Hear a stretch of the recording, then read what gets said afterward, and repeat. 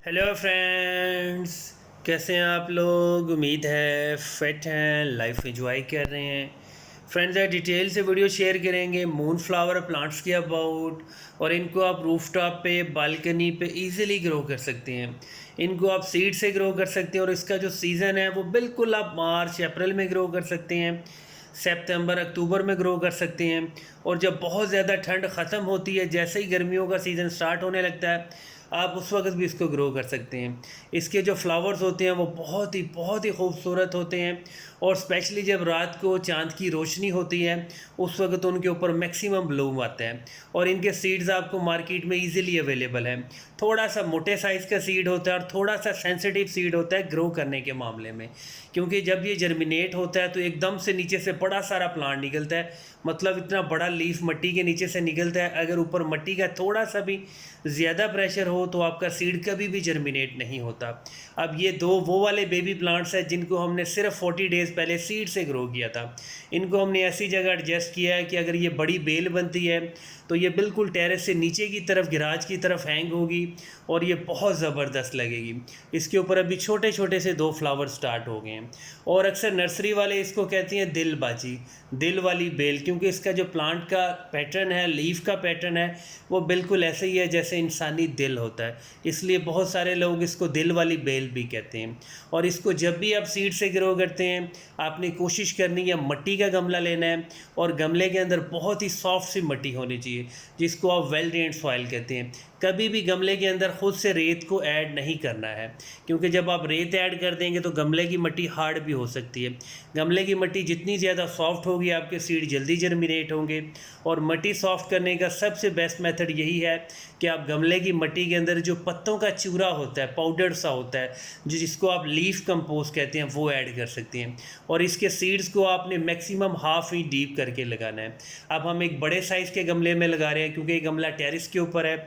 यहाँ से जितनी भी बेल बनेंगी वो नीचे की तरफ हैंग हो जाएंगी। और आपने इसके सीड को हाफ इंच डीप करके लगाना है। उसके ऊपर जब मिट्टी आपने स्प्रिंकल करनी है, उस मिट्टी को कभी भी हाथ से प्रेस नहीं करना है।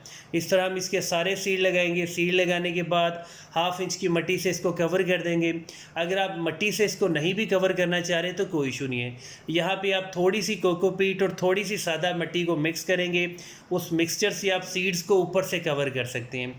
और जब तक आपके सीड जर्मिनेट नहीं हो जाते, आपने गमले की मिट्टी को सिर्फ़ और सिर्फ मॉइस्ट रखना है। अगर बहुत ज़्यादा ओवर वाटरिंग करेंगे तो आपके सीड्स को फंगस लग जाएगा, या वो जर्मिनेट नहीं होगा, या जैसे ही वो बेबी प्लांट बनेगा बहुत जल्दी उसकी रूट्स ख़राब हो जाएंगी।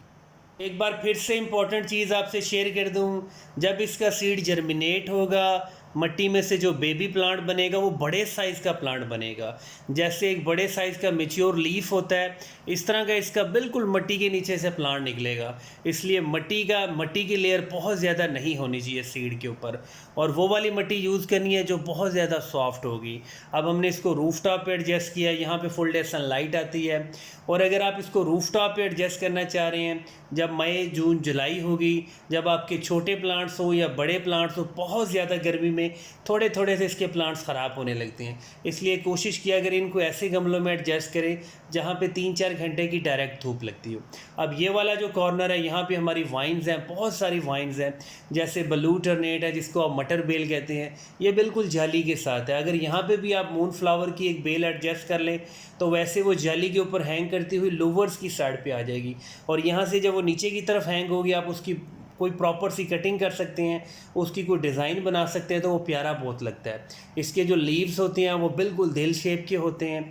इसका जो फ्लावर्स है वो वाइट कलर में भी है, आजकल ब्लू में भी है, ब्लैक में भी है, लेकिन वो बहुत ज़्यादा एक्सपेंसिव होते हैं। हमारे पास इसके लोकल सीड हैं, वो बिल्कुल वाइट से कलर के हैं और बहुत ज़्यादा फ्लावर्स होते हैं।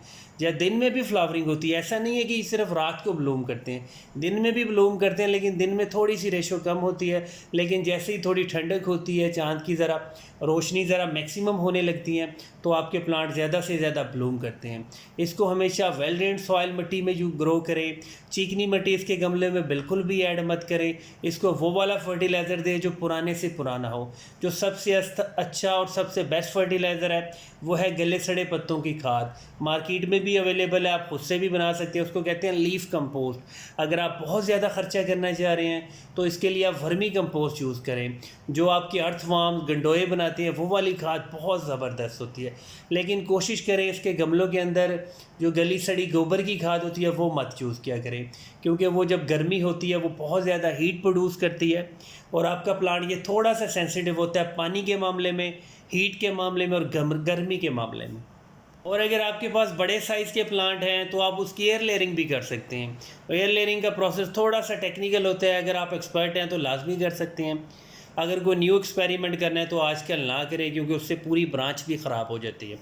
अगर आप इसको क्यारी में ग्रो करना चाहें तो बहुत बड़े साइज़ की प्लांट बन जाता है।